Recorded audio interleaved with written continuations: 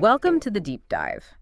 This is where we take stuff you're curious about, articles, stories, research, and really boil it down. Yeah, we extract the crucial bits, the insights, so you can get well-informed pretty quickly without getting totally bogged down. Think of it as your personal shortcut to understanding. Exactly. And today, our deep dive is into Best Holistic Life magazine, the May 2025 issue. Right. There's an article by Al Wynant.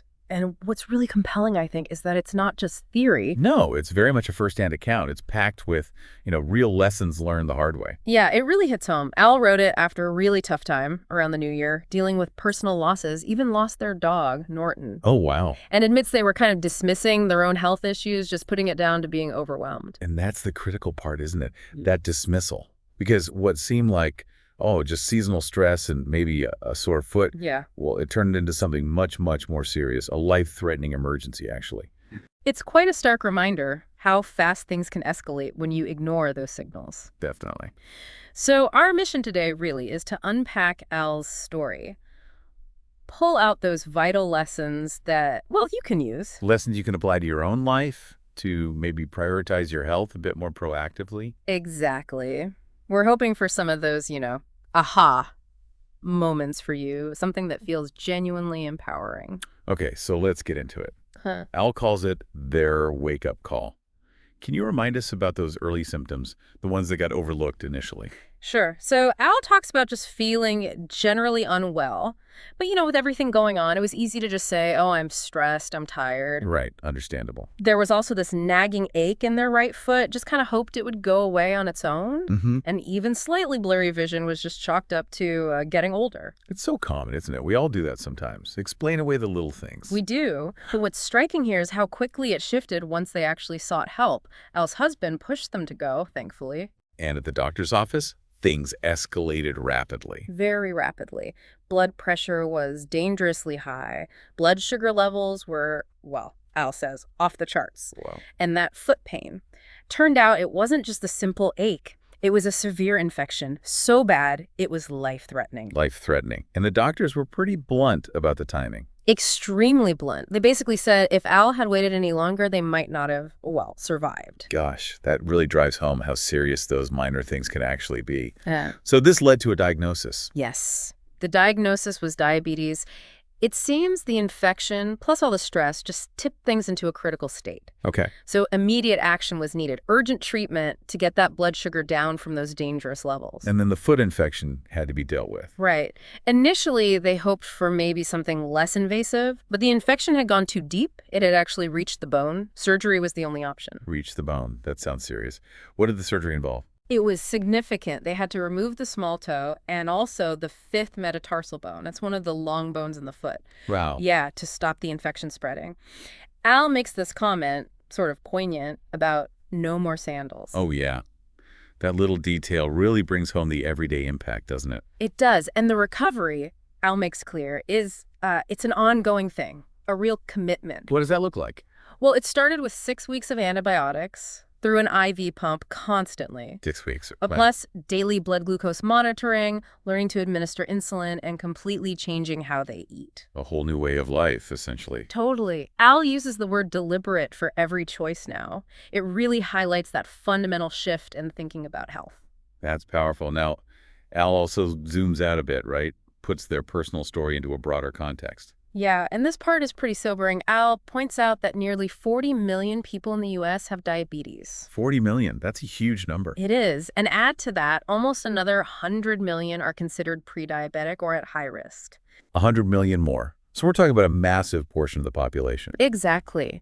Al calls it a silent crisis, which feels pretty apt. And what's really alarming is how many people in that at-risk group don't even realize it. So people walking around, feeling okay, but potentially heading towards a serious health issue without knowing. Precisely. Al's story is a perfect example. Seemingly okay on the surface, but underlying issues were brewing. It really makes the case for proactive screening, doesn't it? Absolutely. It's not just for people who feel sick. And Al is clear about why they shared this, right? It's not about pity. No, not at all. It's about raising awareness. It's about urging people, urging you, the listener, to take those proactive health steps before a crisis hits. Which brings us neatly to the core lessons here. The things you can take away from Al's experience.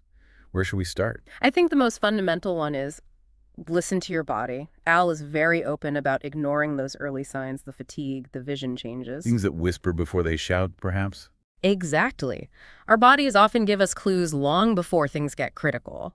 It's like Al was experiencing maybe health presenteeism and pushing through when they shouldn't have. That's a good term for it. Yeah. And it's fascinating how easily we rationalize these things, isn't it? Blame it on stress, getting older, whatever. Right.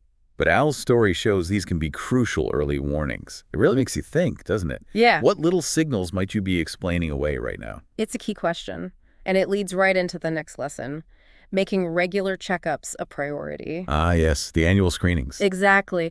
Blood sugar, blood pressure, cholesterol. Al really emphasizes getting these checked, even if you feel perfectly fine. It's about catching things early. Preventative care in action. That's where the real power lies.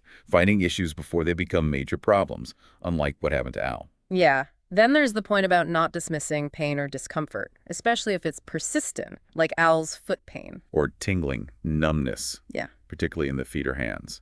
Right. Those can be signs of nerve issues, or, like in Al's case, a serious infection. Al expresses real regret about not taking that foot pain more seriously sooner. It's a cautionary tale, for sure. We often try to just tough it out, don't we? We do. But pain is a signal. Ignoring it, as Al found out, can have really significant consequences. Then there's stress. Al highlights how chronic stress really impacts the body.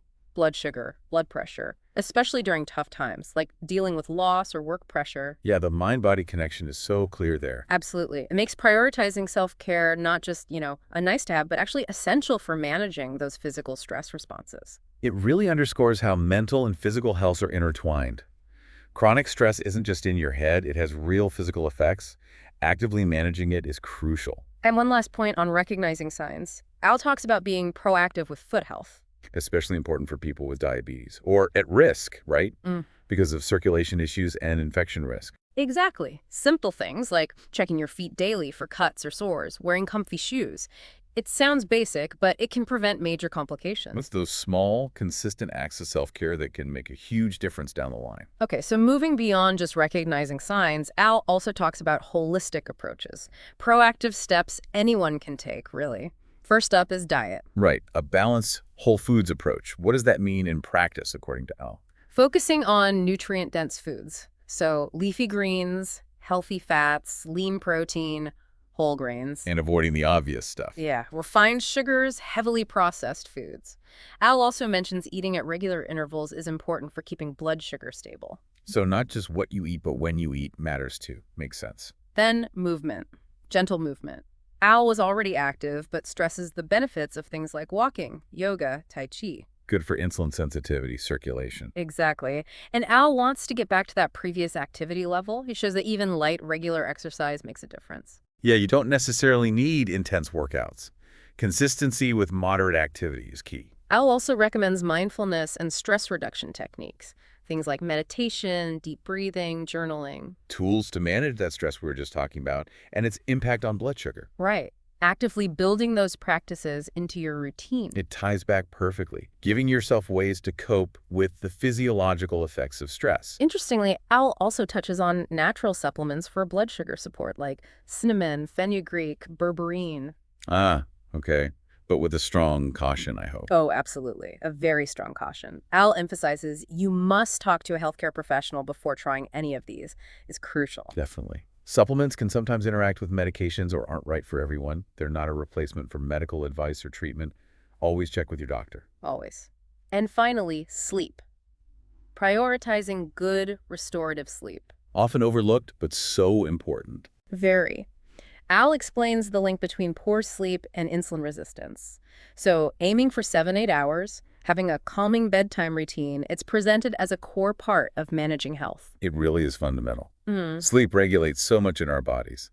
Healthy sleep habits are non-negotiable for a truly holistic approach. So if we were to boil all this down, all these insights from Al's challenging experience, what's the absolute core message you think listeners should take away? I think it comes down to Al's own words. Don't wait. It's that simple and that profound. Don't wait. Yeah, your body sends signals. Symptoms are communication. Ignoring them, like Al initially did, can have devastating consequences. This whole story is just a powerful plea to take those seemingly small things seriously. It really is. It's about empowering yourself, isn't it? To listen to those subtle signs, schedule the checkups, make those small lifestyle changes before you're forced to by a crisis. Exactly. Al's difficult journey is, in a way, a gift of perspective for the rest of us, a prompt to take action now. It highlights the value of heating your body, the importance of preventative care, and honestly, the power you have through proactive choices. Al's story just makes it all very real. Absolutely. It illustrates those principles so clearly. So as we wrap up this deep dive, maybe here's a final thought for you, the listener. Just take a moment, reflect.